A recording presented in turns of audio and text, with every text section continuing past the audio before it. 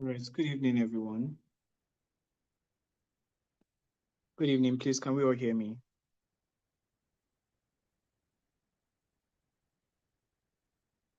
Good evening. Can we all hear me?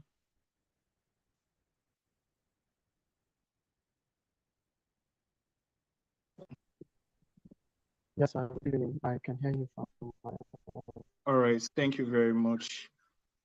Good evening, everyone. Once again, welcome to week two of the Gypsy Mentorship and Internship Program. It's really exciting being in class with you all. I am happy to see that we have quite a number of people already in this session. Please, I would want to kindly ask members of the group to try to reach out to more participants, more mentees, right, to join more people joining for this session. Thank you so much for joining in early. We would soon be commencing this session, and hopefully we'll get to have a very interactive session. We do not have any of our mentors yet here on the call, but we would hope to have them join us shortly. So while we wait for them to join into the call and be a part of the session, I would just like to kindly. Okay, somebody say my volume is low. Can you hear me better now?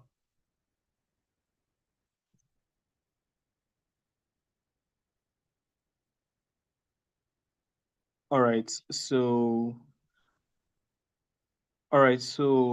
Just to get straight to the business of things. Um, all right. My name is Dennis Williams, and I will be your moderator for today's class. We will be starting right about now.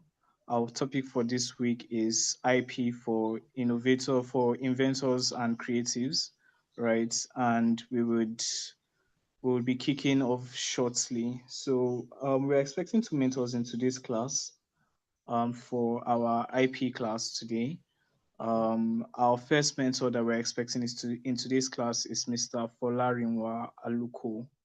Folarinwa Aluko is a legal practitioner and partner in the firm of Truman Rockwood Solicitors, where he provides advisory and consultancy services to companies and a wide range of creators, users, and startups. Folarin is a director of the Intellectual Property Institute that is here in Nigeria. He is the chairman board of trustees of the Intellectual Property Lawyers Association Nigeria.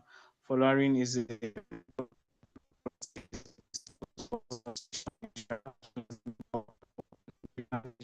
chambers of commerce. Mr. Folarin is also a board member of the Sony Writers Association Nigeria with a background in ICT hardware and digital forensics.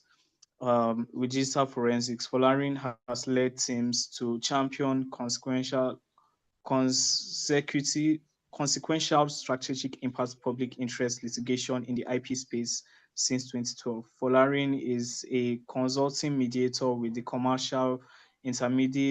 intermediates with commercial intermediates and ADR firm based in Lagos and Abuja. He is a thought leader in the Nigeria innovation, technology, intellectual property, and entertainment space.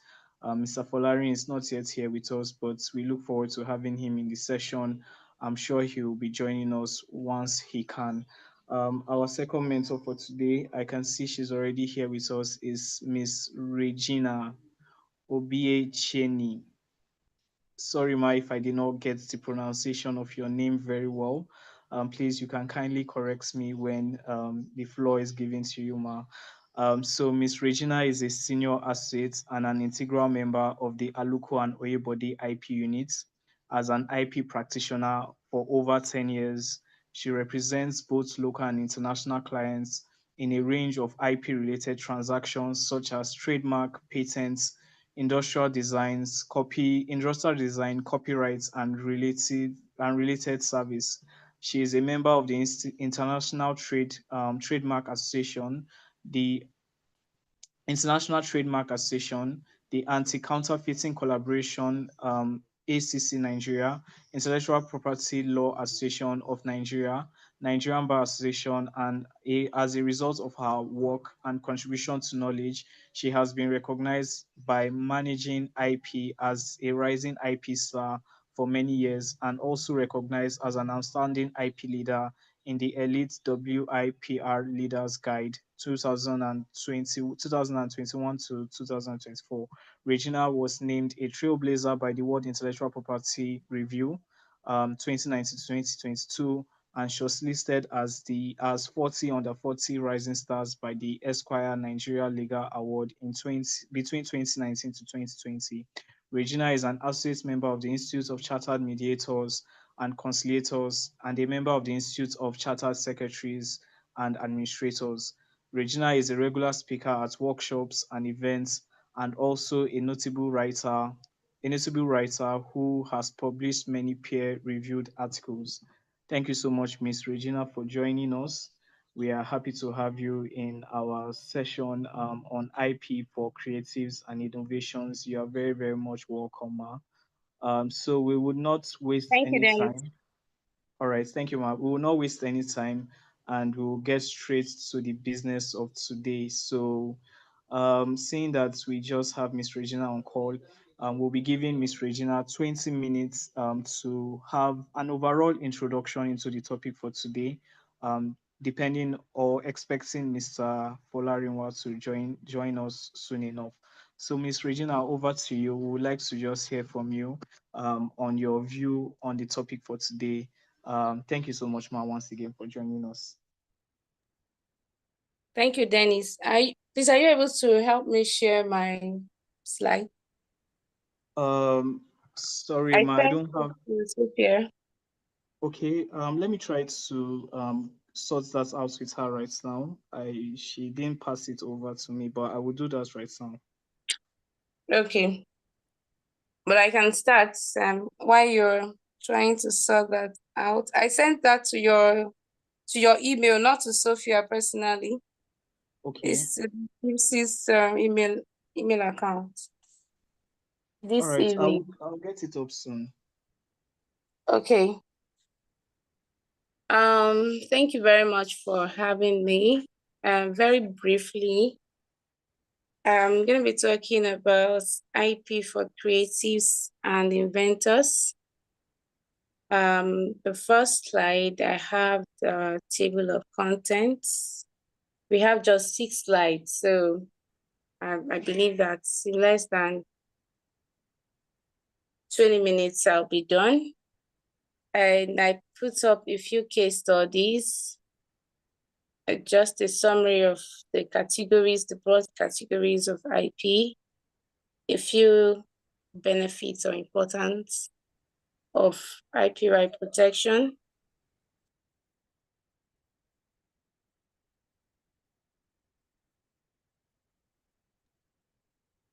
Then a few of the challenges and some tips for creatives and inventors.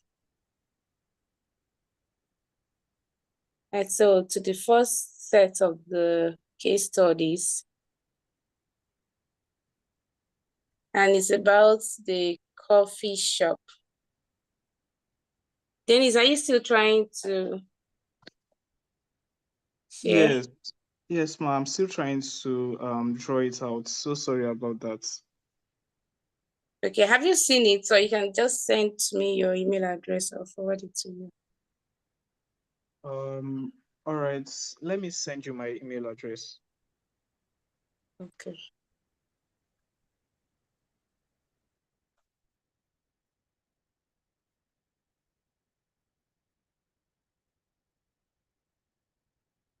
Are you sending on the chat box?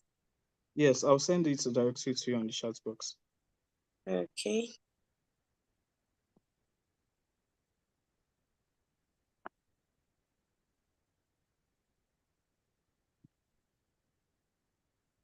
Okay, I've sent it. Sending it now.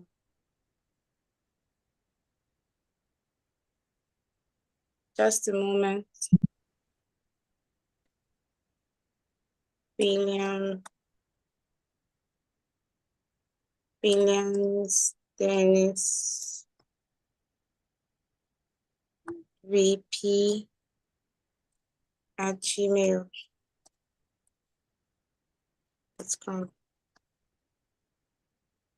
Okay.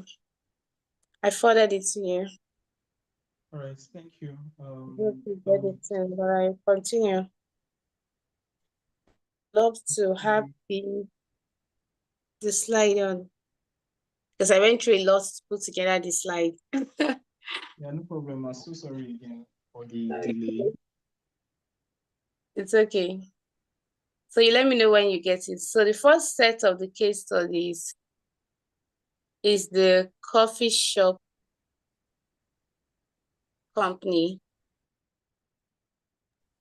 The coffee shop company is a Nigerian coffee shop company, and I believe we're aware of some popular coffee shops like the Art Cafe in Lagos, the Cardi Africa in Lagos, the Crush Cafe in Abuja, and in some other parts of the country.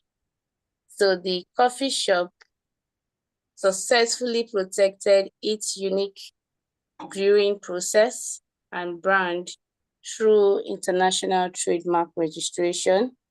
And this led to a significant market expansion for the coffee shop. And the next is Costuris MedTech.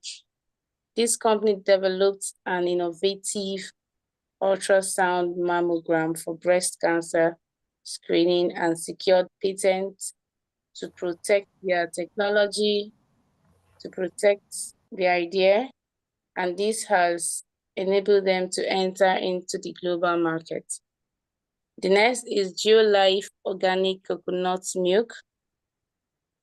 By protecting their no-heat coconut oil process with patents, this Philippines company, or rather I could say Nigerian company, was able to maintain a competitive edge and expand their product line. The next is Coco Life. Coco Life is a beverage company that produces the most sought after beverages in Africa. And it has successfully registered the trademarks. The trademark is the Coco Life, Coca Life. And it's registered the trademark in different variants. It has Coca Life, it has Coca Shots, it has Coca Nigeria, Coca Africa, Coca Beverages, and so on. And the company has also kept secret the most sought after recipe for its beverages, which has made it very difficult for or impossible for competitors to discover their secret ingredients. And the next on this set of case studies is Accessible Bank. Accessible Bank is an established financial institution in the country, which is well known for its top-notch, reliable, and dependable financial services. And there has never been any complaint on the services of Accessible Bank by any customer from its inception. And the bank has successfully registered its trademark and has its unique employee workbook notification filed at the NCC.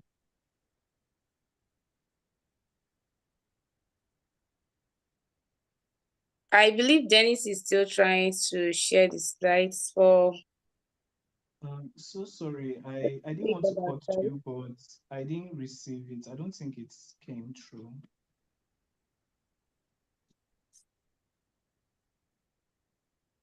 I'm sorry, my dear.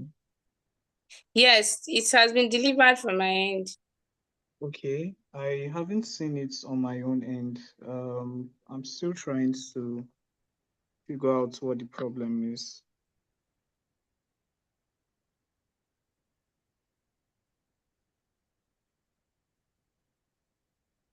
Checking the email address again. WI and the email address is correct. Okay. Let me re-forward it. All right, thank you, ma. I really appreciate that. Williams.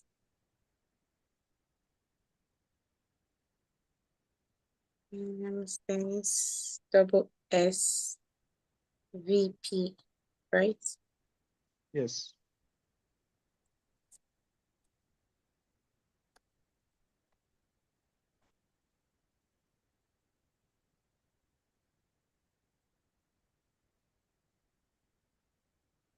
I forwarded it again. Okay. I Okay, I'm hope to trying get to reload my mail. okay.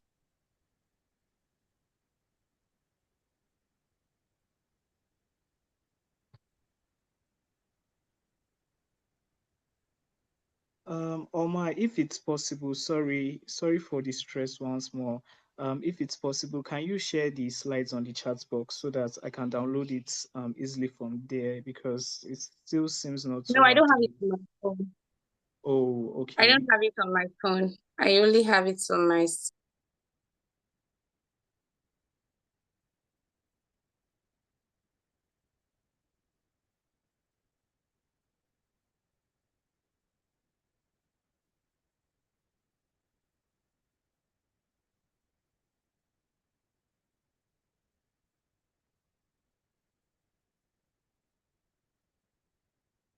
My issue.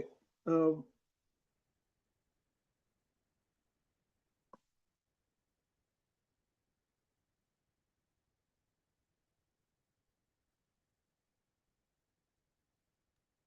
Have you received it? yes, I have. Okay, great. I'll be putting that.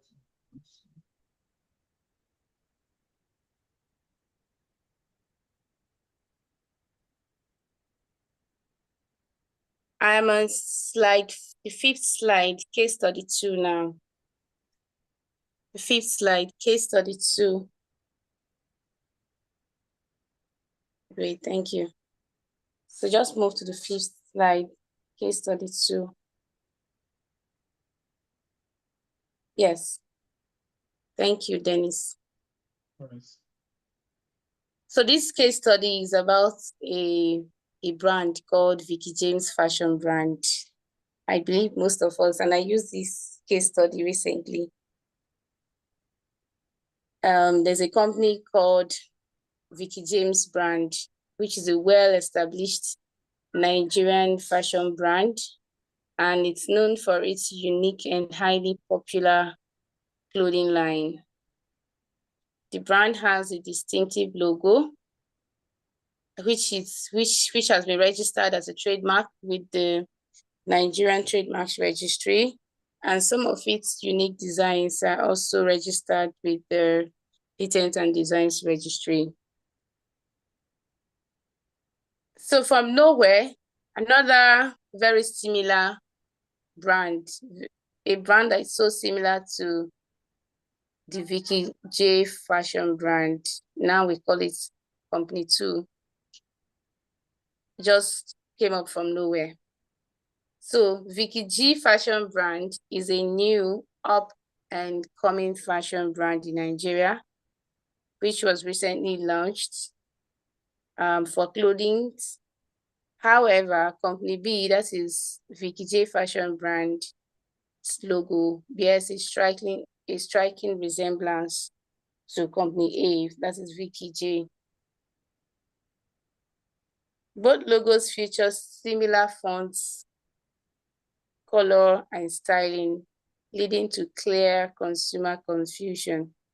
So Company B also started making dresses with similar designs as those of Company A. I want us to, on a personal note, I would have loved to ask questions for us to identify the legal issues, but we are far behind schedule. I don't know if we can take that. Dennis, can we take that? Yes, ma, that would be possible. Yes, we can. Okay. Okay, so I just need 2 volunteers to identify the legal issues that you can highlight here. 2 volunteers.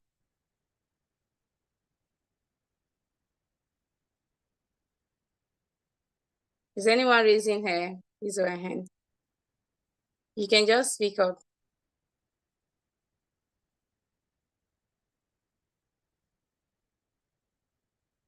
Just identify one legal issue. Good evening. Okay, so from what I've read, I think I can clearly see passing off, because company B now, they are trying to make their trademark or their trade name very similar to company A's own. Yeah. Okay. Thank you. One more. Good evening, Ma. Hi. Aside passing off, I see design right violation and trademark infringement. The scenario says that company A has registered the logo as a trademark, and company B is now using a logo that resembles it closely. So it's in the scenario, it was stated that the similarities. I believe that the similarities between these two logos would create confusion for the consumers and Yeah, as well unfair competition as well. Thank you, ma'am. exactly. Thank you so much. Yes, there is infringement. And I think the first speaker talked about passing off. Yeah. So when you have infringement, passing off is a weaker ground, because the scenario mentioned that the Vicky J fashion brand is registered. If it's registered, yes, the company B is passing off the company A's brand.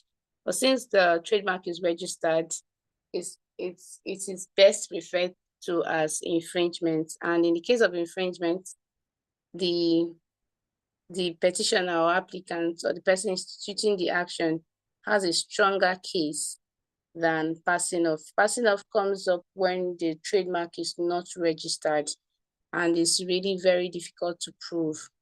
But infringement is easier provided a trademark is registered and there is a use without the consent of the trademark proprietor.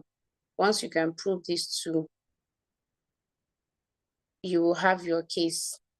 But for passing off, you have to prove that there was a loss, economic loss. You have to prove so many things, and that's not so easy to prove. Yeah, that's that for case studies.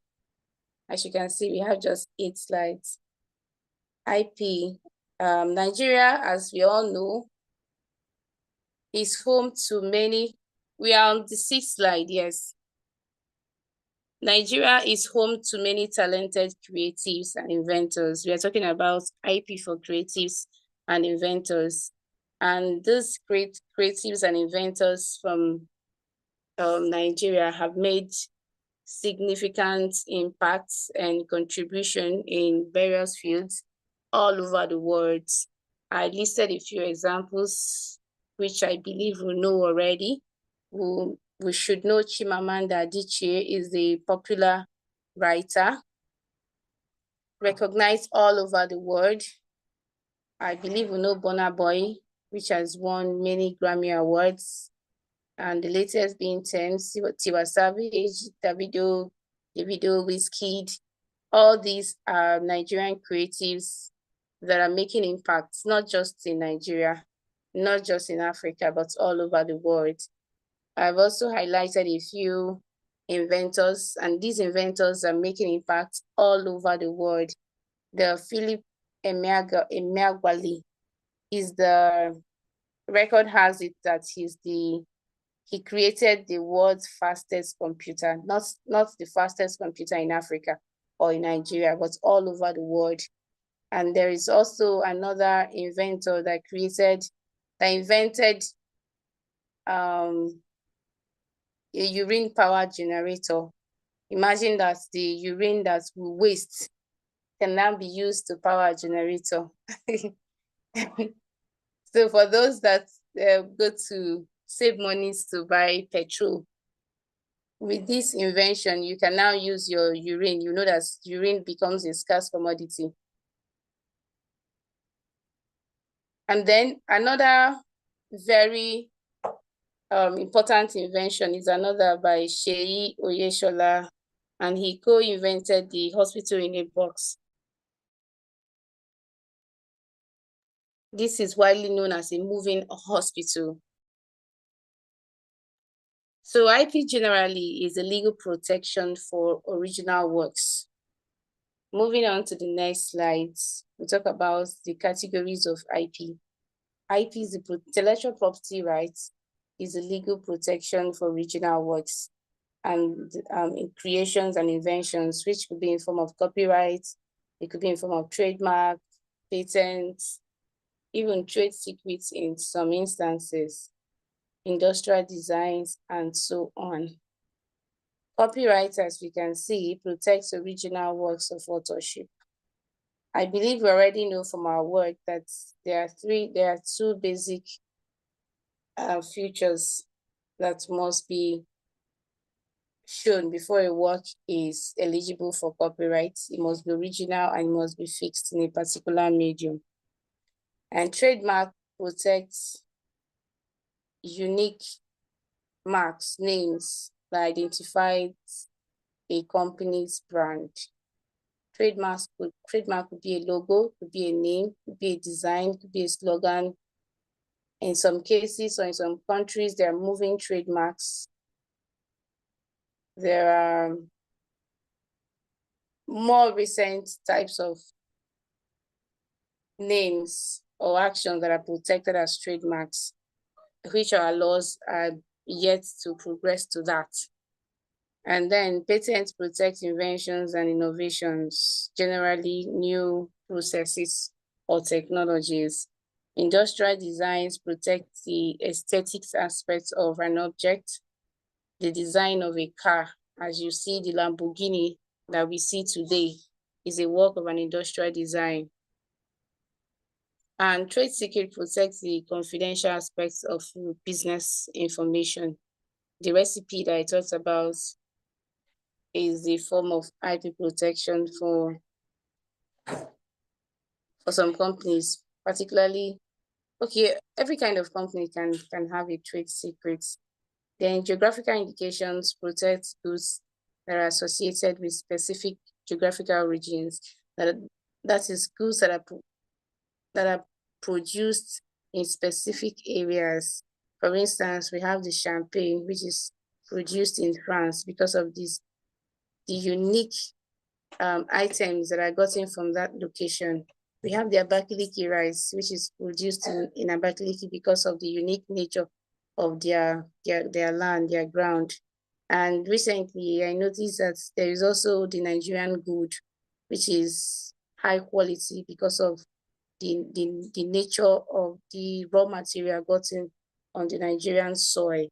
So GI currently, there is no legal framework to protect GI in Nigeria, but there is the GI bill before the National Assembly.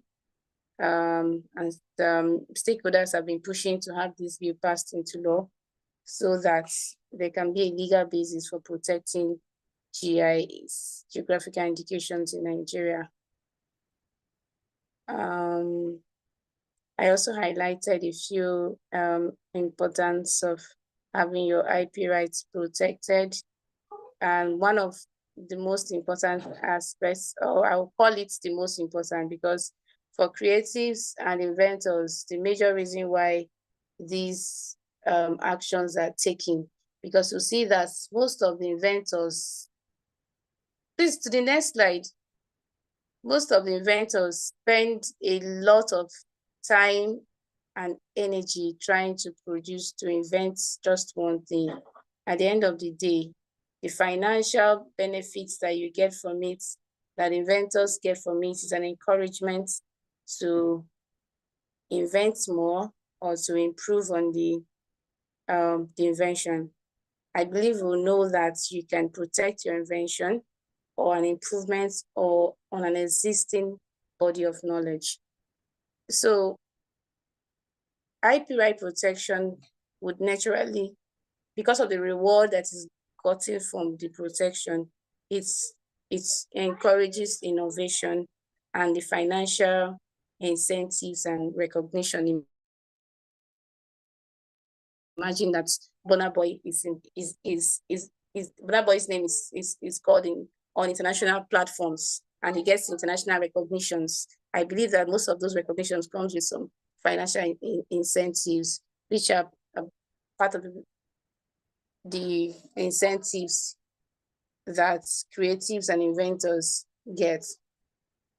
And IP rights protection helps to protect the outcome of the creative efforts. Most of those music, the written ones, the performed aspects, that is performance, and then the music show itself, they are all aspects of copyright which are protectable. But we know that copyright is automatic, although the NCC, Nigerian Copyright Commission, encourages copyright and a copyright owner to try to record the copyrights for obvious reasons. There are so many reasons. In terms of court cases, you would find it easy to provide evidence to show that you were the first to create this work and to put it in a platform, in a particular medium.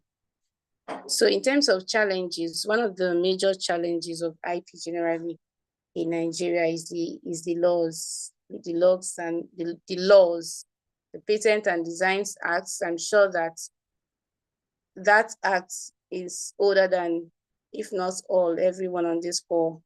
The Trademarks Act is one of it. The most progressive of the IP laws in Nigeria is the Copyright Act, which was amended in 2022. And so it's important that those at the helm of affairs look into updating our laws, and the cost of protection, particularly for startup companies, is one of the major challenges faced in IP protection. And protection in the digital age, for instance, you see that counterfeit items are sold on the online platforms. It's difficult to get the physical shop in terms of raid. And most times when takedown actions are done, which is provided, by the way, in the new Copyright Acts, you see that these counterfeiters try to replicate, they try to reproduce, they create several accounts. So as you're closing this account, they are opening another account. So you just keep chasing the counterfeiters without resting. So there are so many challenges, but we talked about 3 already. We'll move to the tips. It's important that as a creative or an inventor, you register your IP rights proactively. It's better to proactively register your IP rights and not reactively. So ensure that your trademarks is registered, you obtain your patent grants, and your industrial designs are registered, not after they might have been stolen or something similar happens. Then by the time you go to register, you see that your intellectual property has been registered already. And in Nigeria, most jurisdictions, IP rights are territorial. They are by first come, first served. The first to register has acquired the rights. So if you now want to show that you registered first, you go to court. That would not just delay the business, it would affect the business financially. You as the owner of the business, the time that should have been used for creative efforts will be used in court, trying to prove that you are the original owner. And you know, when your trademark, for instance, is not registered, is a passing off right. Passing off is a common law right. But the person that has his trademark registered has a statutory right to sue you for infringement. So it's important that as creatives, as inventors, creatives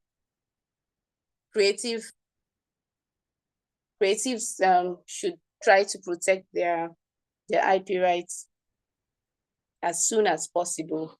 And if you intend to keep that right secret, try everything within your means to keep it really secret.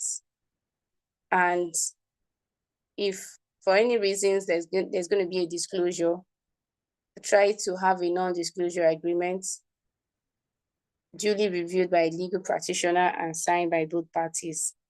And as creatives and inventors, try to also regularly check the markets to see if there are unauthorized use of your intellectual efforts. And if you're a creative or an inventor that has a team of employees or managers that you work with, try to also expose them to the importance of IP and why it should be protected at all costs. And in addition to that, let it be your organizational culture that your IP right is important and should be protected. And the last but not the least is, as a creative or an inventor or the legal personnel for these creatives and inventors, try to consult the professionals, try to consult IP lawyers, seek advice from experts as early as possible on how to navigate the legal issues as early as possible. This is where we draw the curtain. Thank you for listening.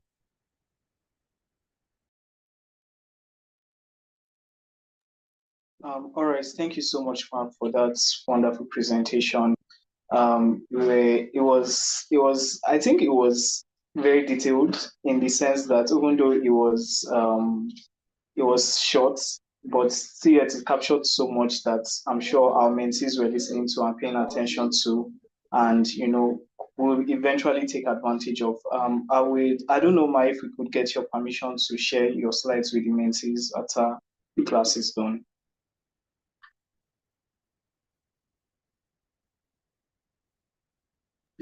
Yeah, you can. Oh, all right. Thank you so much, Ma. So, all right. So we are done with our mentors presentation. Mr. Polarin is here to join us on the call, but that will not stop our progress. So what we'll be doing next, right about now, is we'll be taking presentations from the mentees, right? So please, if we have the group presenter for group 4, I think it's only one group that made submission. So group 4, if the presenter for group 4 is on call, please go ahead, share your slides, and start your presentation. Okay, good evening. Yes, good evening, Mr. Praise. Yes, the group presenter for group 4. So am I to share I don't even want to share my screen though. Yes, you have to share your screen. Okay, let me quickly put up the PowerPoint presentation. Okay,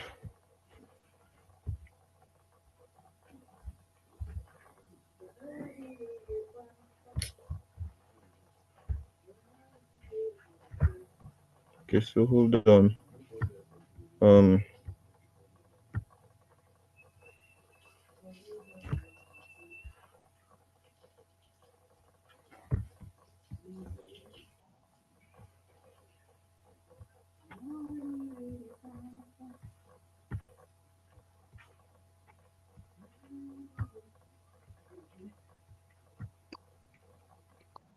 I don't know, can you see it?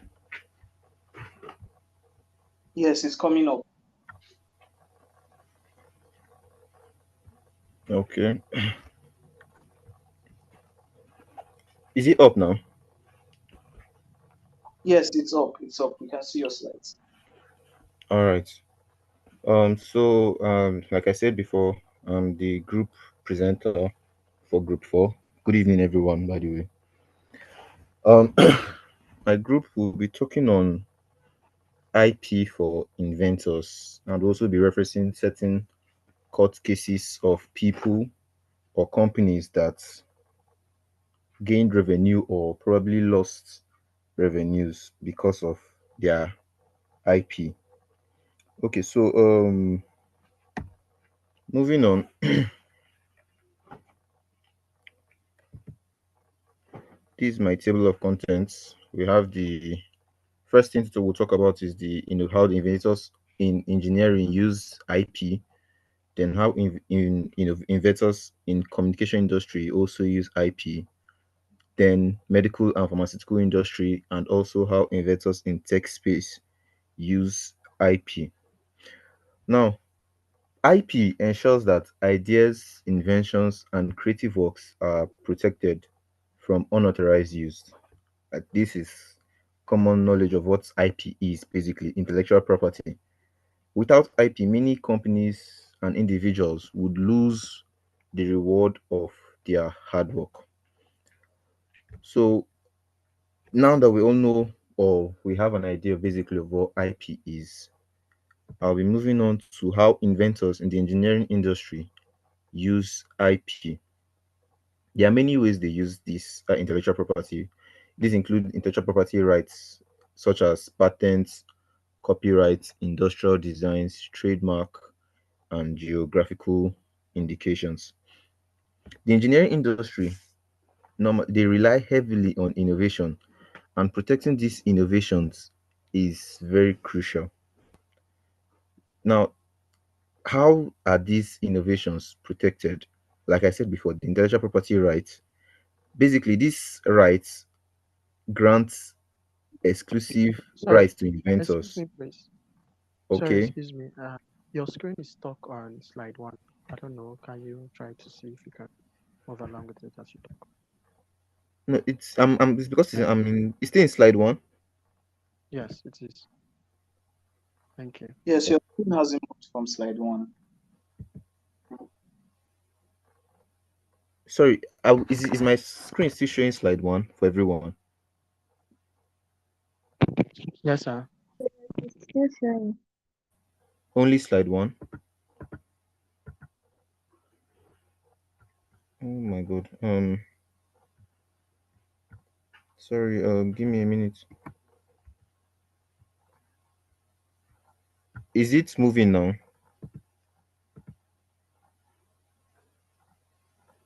Yes, Yes, it is. Hello. It is moving now. Okay, it's moving now. Yes. Okay, I think I'll just keep it this way. So, as I was saying, I was talking about how innovators in the engineering industry use intellectual properties, and I was talking about intellectual property rights as one of the ways they use this. I said intellectual property rights grant exclusive rights to inventors, preventing unauthorized use of their creations. We also have their industrial designs. This protects the appearance and unique design of an engineered product. Excuse me.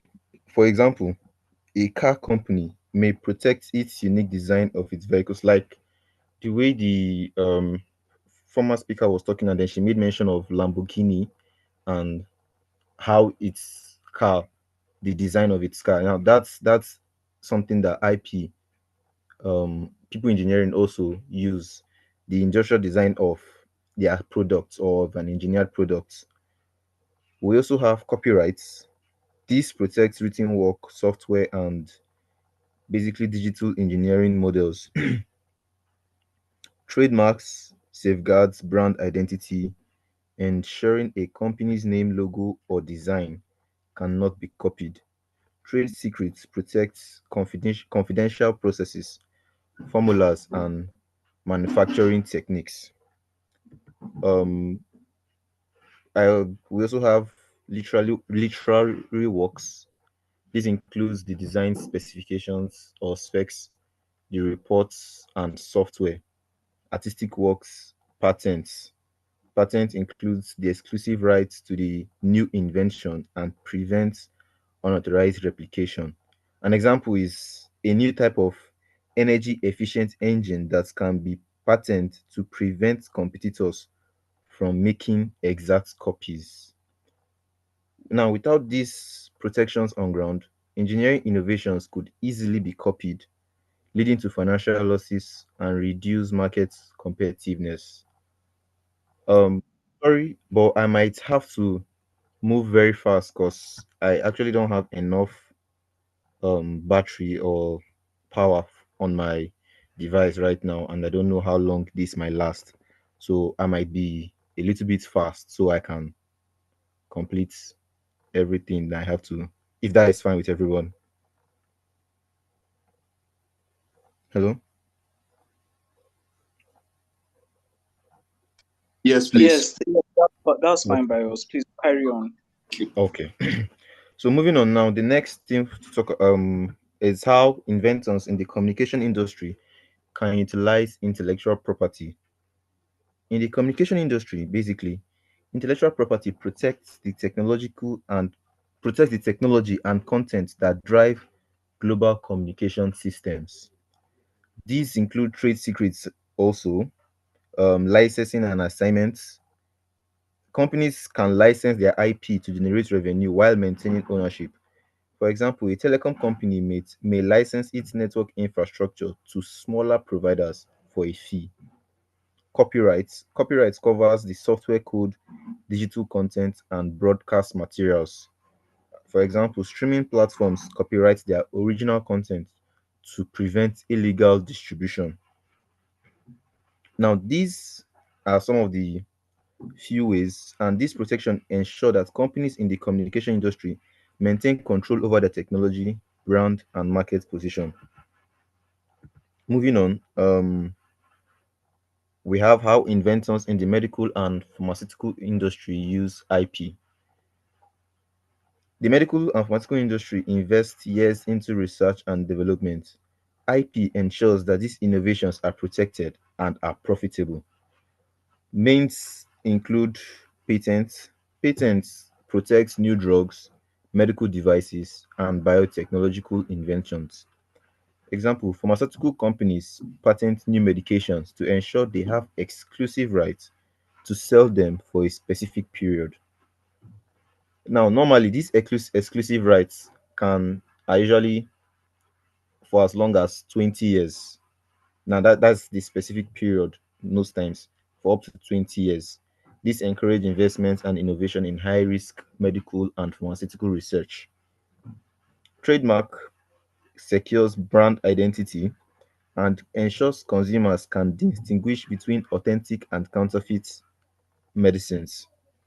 They protect brand identity in biotechnology and pharmaceuticals, helping to combat counterfeits and also build consumer trust. We have industrial designs. This safeguards the designs of medical devices, pharmaceutical packaging, product appearance, ensuring regulatory compliance and safety. Trade secrets include the safeguarding of proprietary formulas and medical technologies.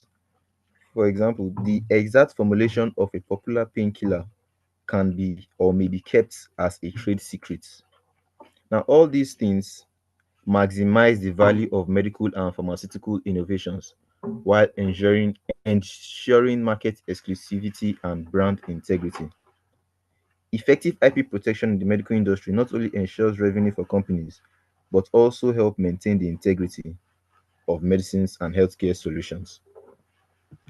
Moving on, sorry, uh my slide doesn't have for the tech space, but I would still talk about it if that's all right with everyone.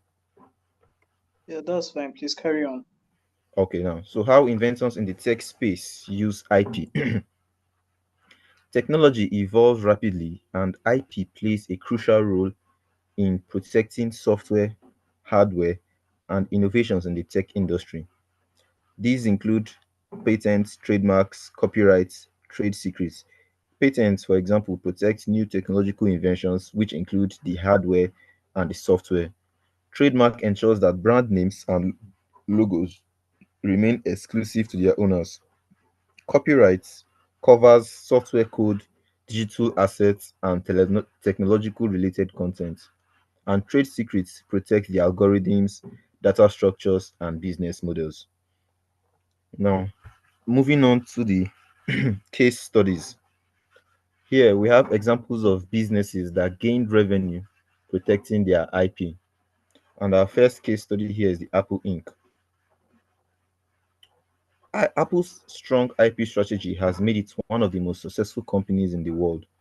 How did they become this successful? Through their IP. Because one, they patented key products and technologies such as the iPhone design and their operating system, the iOS operating system. We all know that basically, if it's not an Apple device, no other phone or device use the iOS operating system. And the design of an iPhone is so exclusive to them that once you see it, you know it's an iPhone. Now, this gives them a competitive edge and product uniqueness. Now, what has this done to them? This has impacted their revenue. Apple basically made over $394 billion in 2022, with $191 billion from just the sales of iPhone. That's how much they were able to gain as revenue because they protected their IP. Another thing they gained was their licensing income. Apple earned significant revenue from licensing its patented technologies to other companies. Moving on to the next business, Zoom. This very application that we are using for this call right now. Zoom's success was largely due to its IP protection. By securing trademarks and patents for its video conferencing technology, Zoom prevented competitors from copying its innovations. The impact this had on their revenue was that, especially during the COVID-19 period pandemic, the revenue of Zoom surged to a to an amount of $2.6 billion during that period. This was due to the fact that literally almost everyone started using Zoom for meetings and different things. And because they were able to protect their IP, then it gave them that exclusivity in the market. And their IP product protection also helped Zoom dominate the video conferencing industry. To the next model, we have the Marvin Gaye's Estates versus Pharrell Williams and Robin Thicke. Copyrights or IP protection isn't just for technology, it also protects music too. Marvin Gaye's estate sued Pharrell Williams and Robin Thicke for copyright infringement over Bloodlines in 2013. Now, this gave when they sued them, they had a legal victory actually, and the estates won $7.4 million in damages because of their IP protection. This ensured financial benefits and prevented unauthorized use of Marvin Gaye's work. This case highlights how copyright protects creative works, ensuring that original artists benefit from their creations. Now, these are some of the few examples of businesses or music models or models generally, they're able to gain revenue from protecting their IP. And now the next thing is the example of business that lost revenue due to failure of protecting their IP. And their business model in question is the Kodak versus Apple. Kodak was once a giant in the photography industry, but because they failed to properly protect and monetize its patents, they had it led to its downfall. How did this happen? Kodak invented the digital camera, but failed to secure and monetize its IP effectively. This led to the sorry, how do I put this? This led to other companies like Apple to um I won't let me say copy them and actually develop more on it, and that helped Apple more than Kodak. Now, because of that, Kodak lost billions in revenue, and eventually, when they saw that there was like a loss on their side, they decided to sue or yeah, they decided to sue, and they filed for bankruptcy in 2012. Now, they sued Apple for patent infringement, but later they settled without recovering their lost revenue because even though they took legal action, they had not at the beginning, at the very start, protected their IP. So this didn't really help them much in their legal battle. Now, this case highlights the consequences of failing to protect and leverage intellectual property. It demonstrates how innovation alone is not enough without strong IP strategies. These cases, in general, highlight how effective IP protection secures financial gains, prevents imitation, and strengthens market positioning. By leveraging patents, trademarks, and copyrights, businesses and individuals can monetize their innovations and safeguard their creative works. And that brings me to the end of my presentation. Thank you so much for your time and your attention. All right. Thank you so much, Mr. Praise, for that wonderful presentation from your end. And well done All to right. you and your team members for putting together that wonderful presentation. Thank So you. we'll be going back to our mentor. So I think, Ma, you were able to hear the presentation from Praise, if I'm not mistaken. So what we normally do is that we take feedbacks from our mentors based off of the presentation, any points that they feel like needs to be adjusted, or any knowledge gap they feel the mentees need to work on. So please, ma, I would like to find out from you if you have any feedback for our mentee.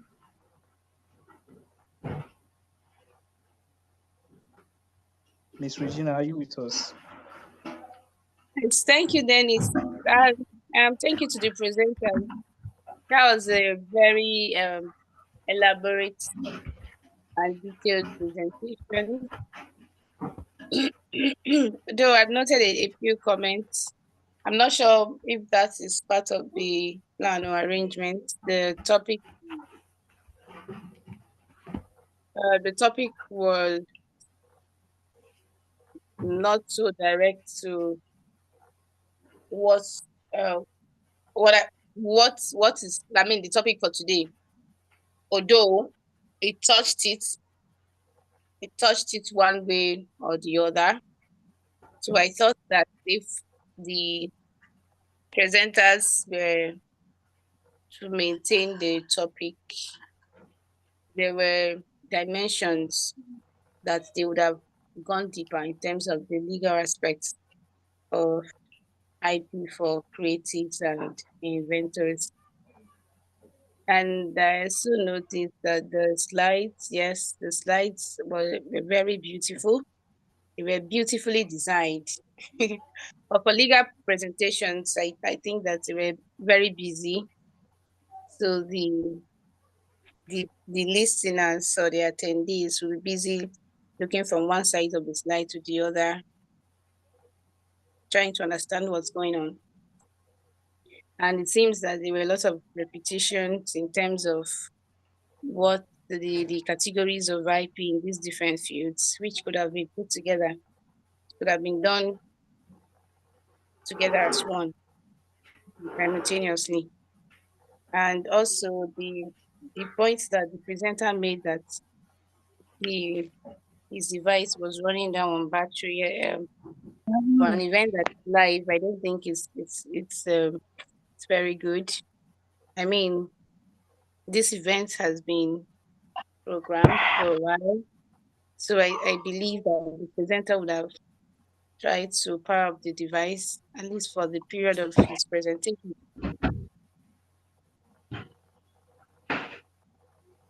But generally, it was a very good presentation. Thank you to the team. Well done. All right. Thank you so much, ma, for your feedback. Well done once again to the groups for or to group 4 for putting together that presentation. And okay, not to waste any further time, I think we'll be going straight to our question and answer segment. Right. So far we've had a discourse on IP for creatives and innovate and inventors. Right. We've had Miss Regina gave a breakdown of the topic on ground. We've also had the group 4 presenter highlights some things within the IP for inventor space. And I think it's a safe space to say that, okay, I'm sure that there are going to be one or two questions that members on the call will might have as regards this topic, and maybe places where they feel they may not necessarily be satisfied with maybe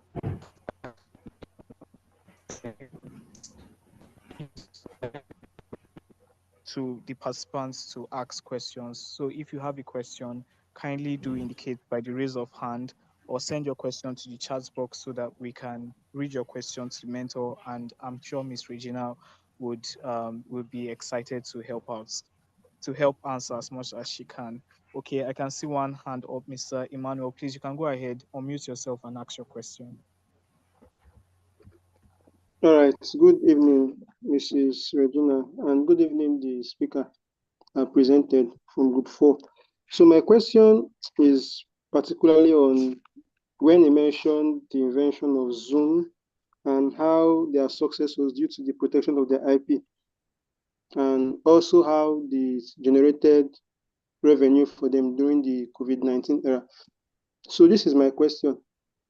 If, okay, yes, Zoom created their platform and protected it, I still want to know how it was, or the technicalities Google Meet and other webinar streaming platform could bring to also create their own online streaming platform for meetings that did not infringe or that did not affect the infringement on Zoom intellectual property protection of their innovations. Please, you get that? Yes, I think we got that question. Thank you so much, Mr. Emmanuel, for asking. So I don't know, Miss Regina, do you have any thoughts on this question? Even though it seems like the question was directly asked to the presenter. Yeah, I think that the question is for the person that presented on Zoom, but we talked about how other streaming platforms can protect their inventions, right? I talked about how other streaming platform can still come up after Zoom has trailblazed that particular invention and protect it. That's my So question. I mean, so if their invention is new, they should be able to protect it. By new, I mean, because for you to be able to protect a patent, it's not it should be an idea or an invention that is not a regular event. By regular event, I mean things that everybody is doing in a particular location. So if there's a specific way that the creators of Zoom are able to live share, and the creators of Google Meet, the inventors, those that are creating the platform, are able to create their own, I think it's a matter of coding. If they're able to put one or two together, that will be their own arrangements. They should be able to do it and protect it. I don't know if that answers your question. Yes, ma'am. Thank you very much. You quite answered my question. When you mentioned it's a matter of coding, since the code was not shared, they have to create the code from their own. I think that answers my question. Thank you very much, ma'am. All right. Yeah, and if the code was gotten from the what's it called now? This general code, the one that is free to use. Anyone can get that code and use it for their purpose. So there has been questions around. So if you use the general code that you did not create to invent, to create something new, can you have exclusive right to that, your creation? And the there has been so many arguments around it, and some thoughts have posited that for the fact that there has been a creative effort and you've created something new, you don't have a right to the original code, which is in the public domain, but you have a right to protect what you've created from it. And some arguments have gone to the effect that what the outcome of that code which you generated from the public code should not be protected because the original, the basis is not your property. So the outcome, the outcome shouldn't be protected, should not be possible to be protected by patents or copyrights or any of those means. But it's a matter of argument. I think I've digressed a little. All right, thank you so much, Mark, for helping us with that question. I see a few people raising up their hands and also a few questions in the chat box.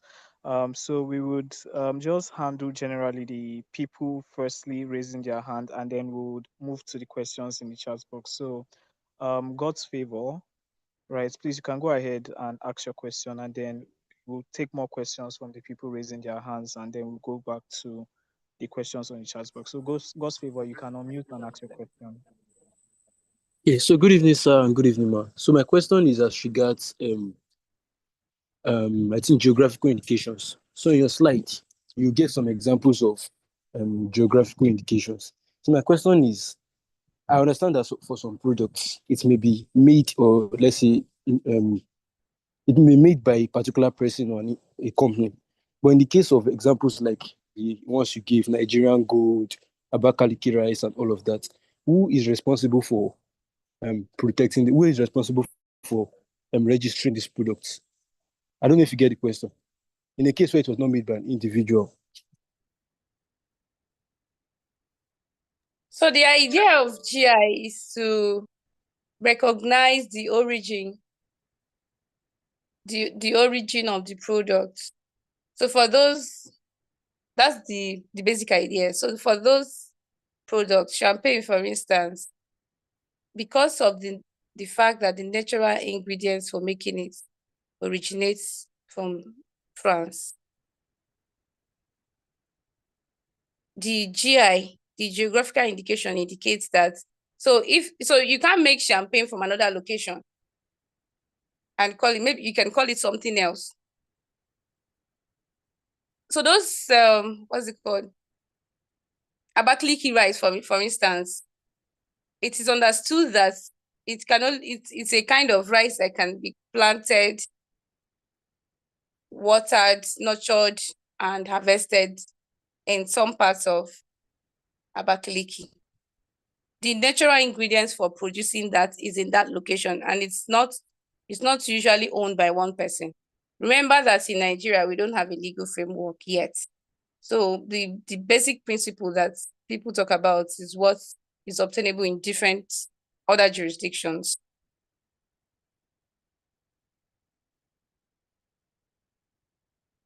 Do you understand?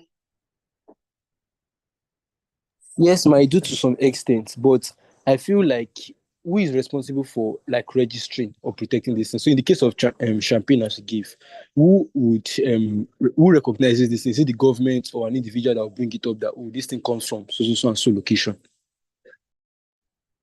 So for jurisdictions where they have it registered, it's the government that would register it. If we have a framework for registering GI, for instance, the ones that are recognized or known to have been produced in Nigeria would be registered, not just in Nigeria, but in other locations, so that they don't kind of steal the idea and say that they were made from their country. We know that, I think last year or so, we saw that bitter leaf, some kind of bitter leaf that we had in Nigeria, or that we have in Nigeria, have now been exported to certain countries.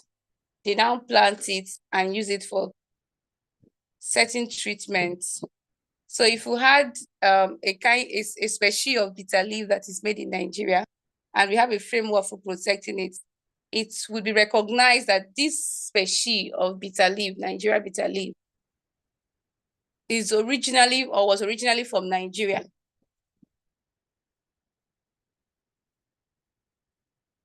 Abakaliki rice, for instance, will be registered in Nigeria and any other jurisdiction that recognizes GI.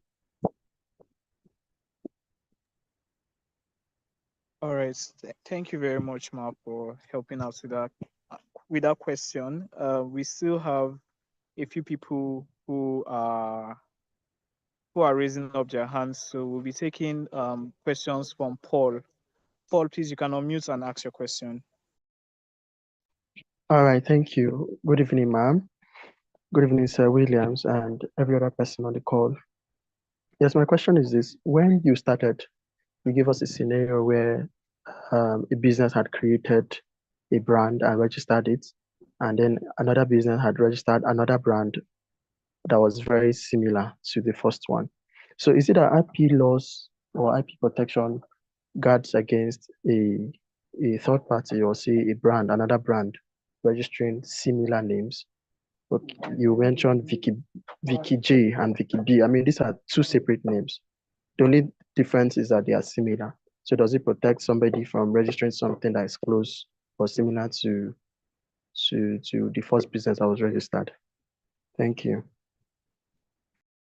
Thank you for that question. The case study stated that the first company A has its trademark registered, Vicky J brand, but the second company just started and they started with Vicky G brand.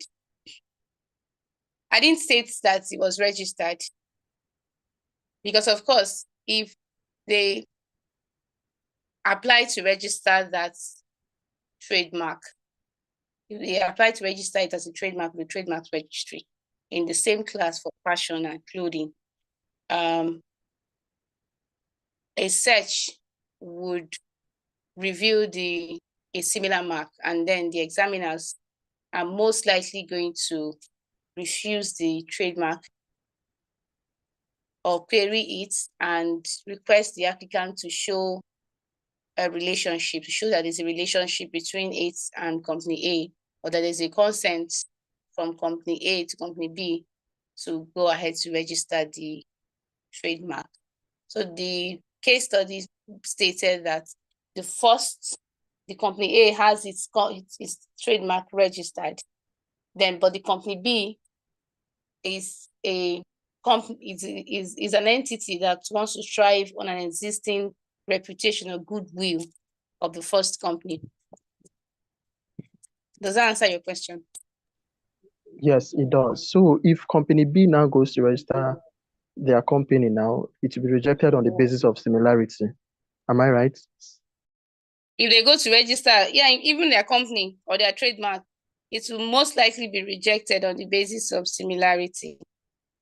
Because they are going to, it's good. Trademark, basically, the primary purpose of trademark is for identification. So if there are two trademarks that are similar, and the parameters is being similar in terms of virtually or phonetically.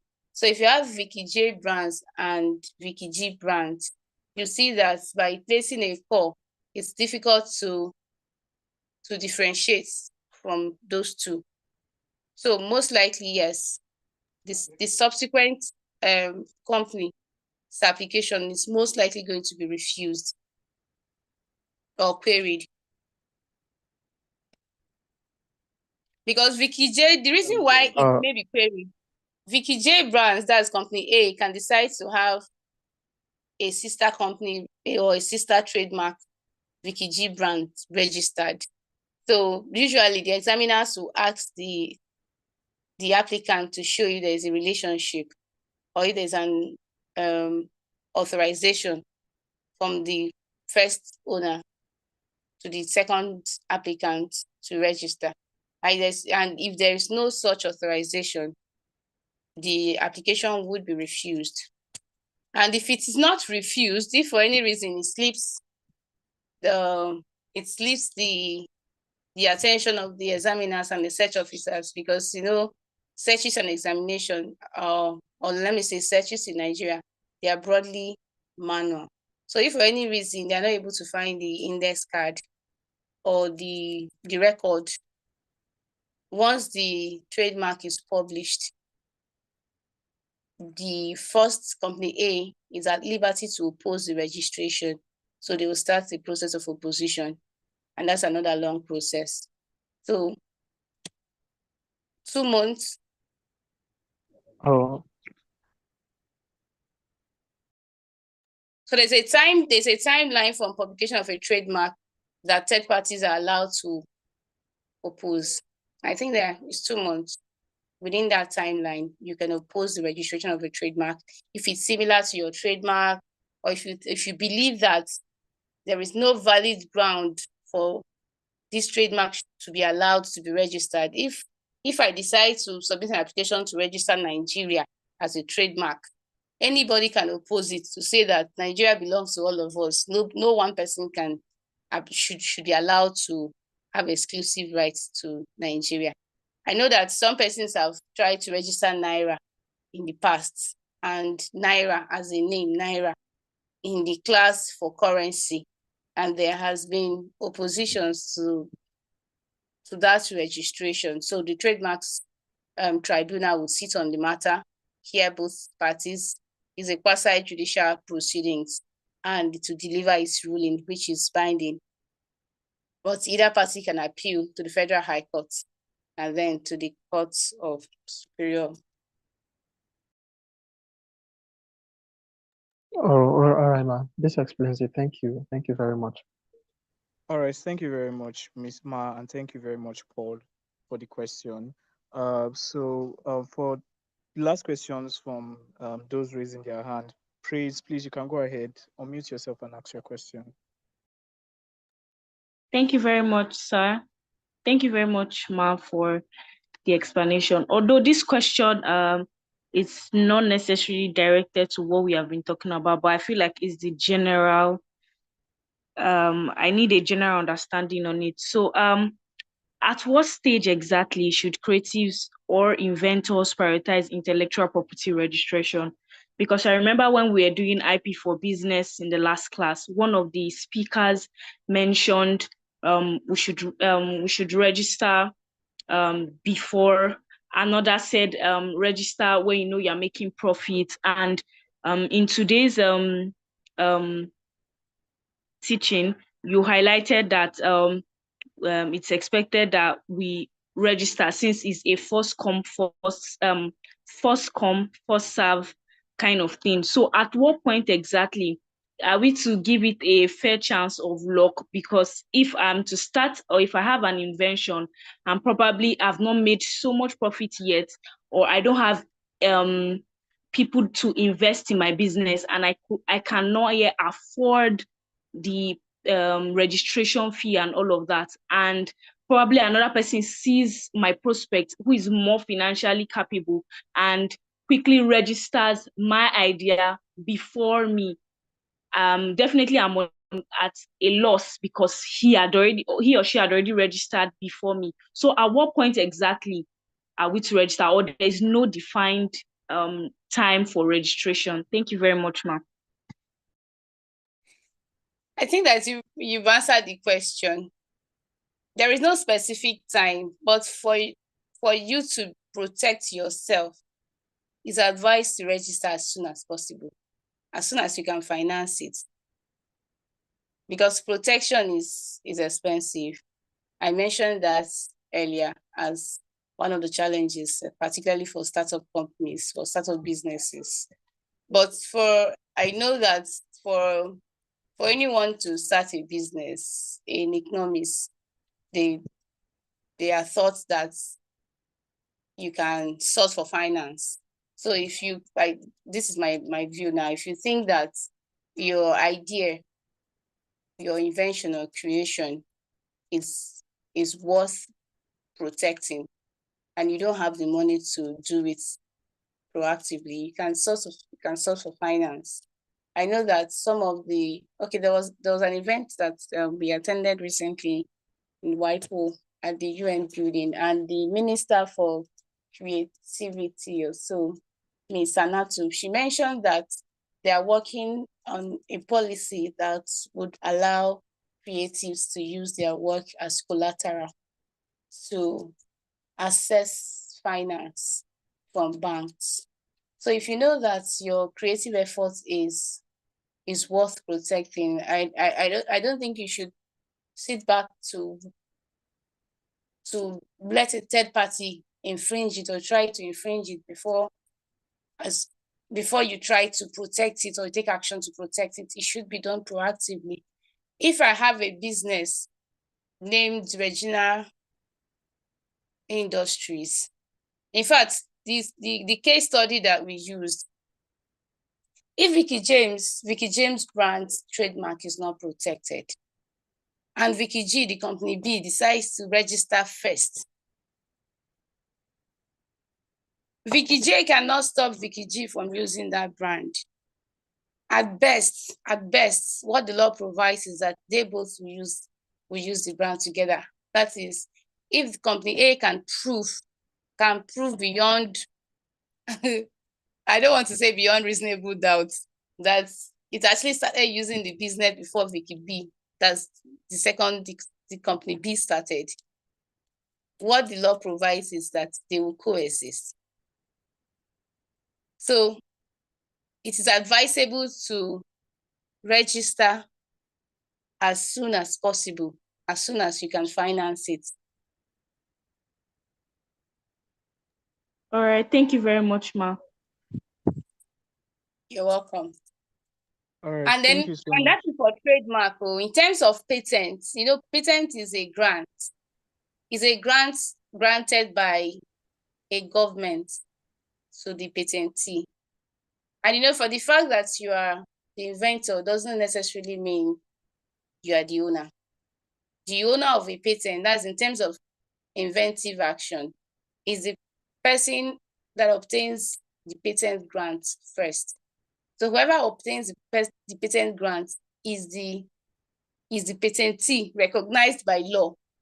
So if you want to challenge the action, you will just go to court. So the same money that you didn't have to protect it will be used to go to court, and your chances of success is still very slim. Because how do you prove that you had this invention first? You still have to prove that you had it first. Then why did you not register? Equity saves protect the diligence and not the indolence, so they say. All right, thank you so much, Miss Regina, for helping us answer those live questions. We still have a few questions on the chat box. I think there are about 4. So please, Ma, I would like to run quickly through them. So that you can help us answer them. So the first question here is from Fina. She's asking, my question is on protection of inventions with reference to Nigeria, where everyone does one and the same thing. How do we inform Nigerians to protect their intellectual property?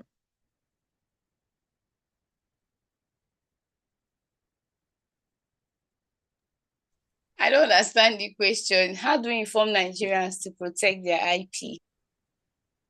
I mean, IP protection is more like a personal race. If I want to go biblical, it's a personal race. If you have if you can have the intellectual capacity to have a creative effort down, a patent, something that's worth being patented, I believe you should have also the intellectual capacity to have it protected. It's not something that you can do for the whole of the whole of Nigerians as a whole. It's on a case-by-case basis. And I know that there has been a lot of awareness. WIPO is doing a lot. It's doing a lot to create awareness, to inform potential creators and inventors also on the need to have their ideas and their creations protected. WIPO is doing a lot. There are other organizations. Very soon, I think it's next month, on the 26th, there'll be the World IP Day. So many organizations will be doing awareness, talking about IP, talking about the different categories of IP, and this year is about music. So there'll be a lot of awareness on music. And the different years, there has been awareness on the different, on the different heads of IP. So there has been a lot of awareness, even online. Google is your friend. Is that okay? Yes, ma. I think that's fine. Thank you so much, ma, for that answer. We still have a few more questions here. I think this second question is something you have addressed. The person is asking, in the event of conflict between a creative who has created and a registered IP, what are the ways we would know that music used for adverts have been trademarked? I can hear you. I think we've lost Dennis.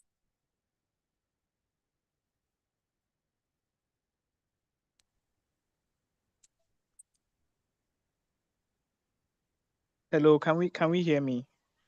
Yes. Oh, all right. So I was reading the questions from the chat box. I think I was reading the one from Mr. Chinedum. I was saying that it seems you've already answered it. His question is, in the event of conflict between a creative who first created but did not register his work and another who adopted the work and registered it, which one prevails? In other words, between passing off and registered IP. Okay. Yeah, I think I've answered that already. Yeah, If yes, even ma'am. when I was doing my presentation. Yeah. So we'll be going to the third question. The third question also from Fina. She said also there has been so much arguments around creative ideas with particular reference to music used by realtors or content creation. What are the ways we would know that music used for adverts have been trademarked via intellectual property? So music primarily it's under copyright. It's primarily under copyright. And I'd mentioned that copyright is automatic. Once the work is original and it's in a fixed medium, the copyright owner has exclusive rights to use that work. The trademark is secondary in terms of music. I'm trying to remember a music performance. I can't remember, but let's say there is, you guys can remind me of one popular music title.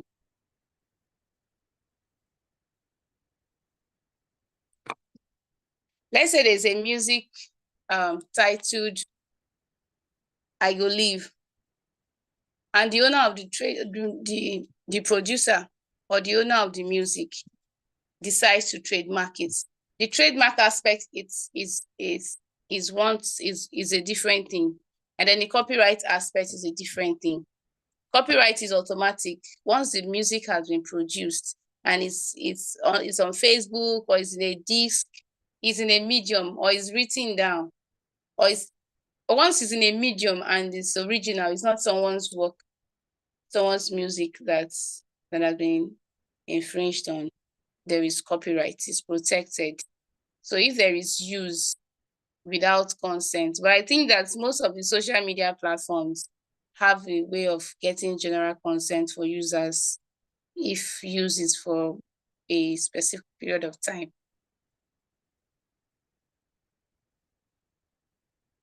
Yeah, that's it. All I right. hope it's clear. Thank you so much, Ma. So I think the last question from Fina is, why would CapCut, after selling out their products by asking its users to pay a certain subscription plan, still put their logo on videos made by content creators? I don't know. I can't answer that question. All right, but there's still, I think That's our what final question, to answer. I think our final question here is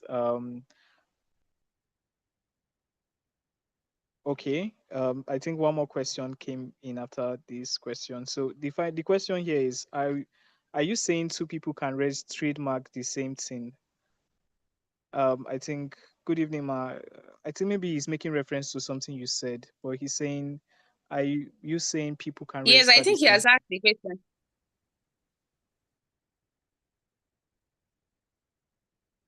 Sorry, I didn't get you, Ma. I think that was the first person that muted and asked the question, and he was asking whether two people can if two people can register the same trademark. And I already answered that. That if there's a first registration, the subsequent registration of a similar identical trademark will likely be queried or refused by the All right, Ma. examiners, trademark examiners. Someone is asking you to share. I think this is from more praise. She's asking you that you mentioned something about inventors not necessarily being the owners being the owner under patents. She's asking you to shed more light. So what I meant by that is there is a concept of statutory inventor, but let me not go that route. What I was explaining is an inventor of an item can invent and then license or assign it to another person. So that's the assignee now applies to register that to obtain grants for that patent. The party who obtains grants for the patent is the owner of the patent. So in Nigeria, what the law says is that the inventor must be mentioned.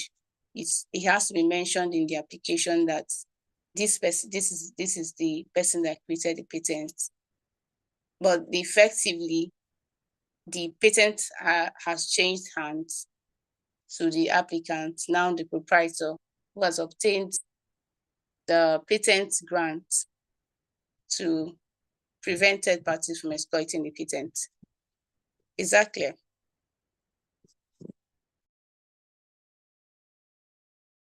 The person who asked the question, it's clear to her.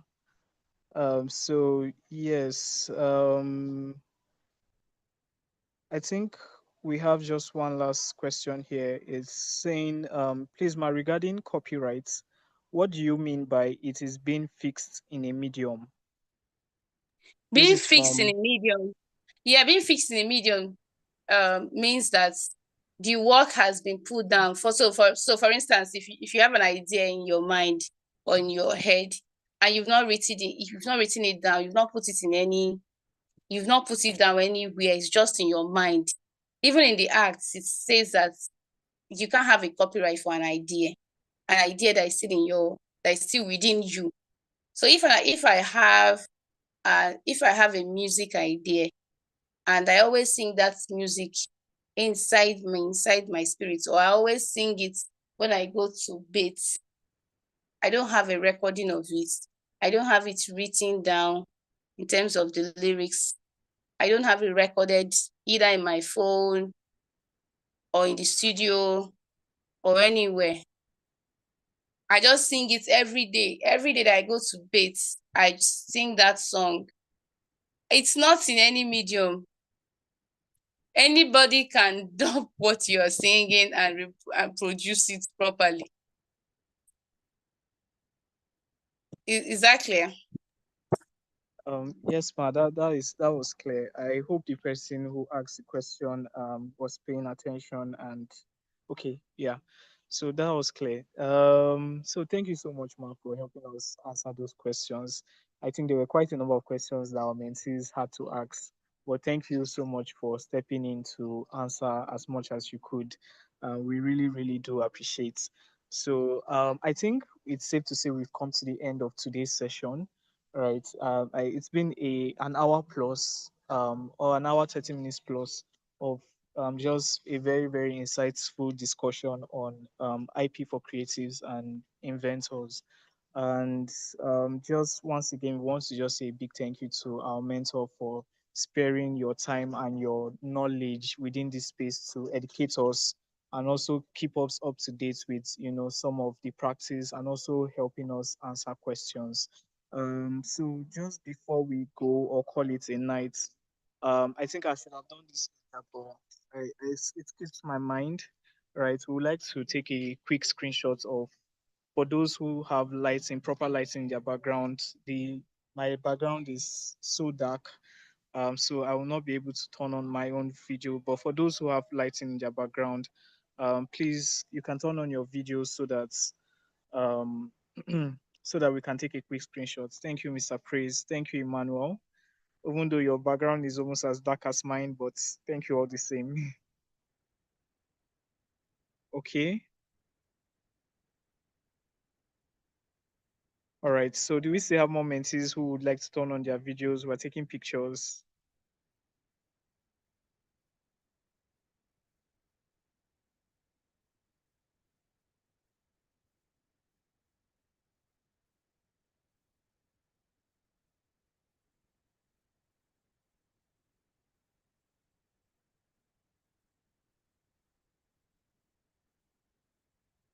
Okay. I think we're done. Thank you so much, everyone, for joining in to class. Thank you, Group 4, for that wonderful and amazing presentation. We hope next week we have two presentations from the both groups that will be assigned to present in class. Please, let's keep abreast with our tasks, and let's make sure that we are always prompt to respond to them when we need to, right, and make submissions on time. So other informations, details will be sent to your groups as to the tasks for next week.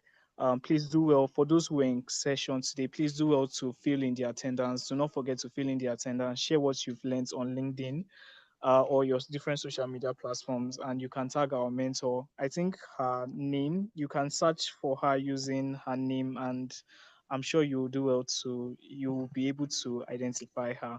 Her profile will be sent to the group for easy identification. So thank you again, once again, Miss Regina, for sparing your time to be here with us in today's session. We look forward to having you subsequently in other classes or in other quarters. Thank you so much, Ma, once again. Good night, everyone, and do enjoy the rest of your evening. Good night, sir. Thank Thank you. Yes, good night.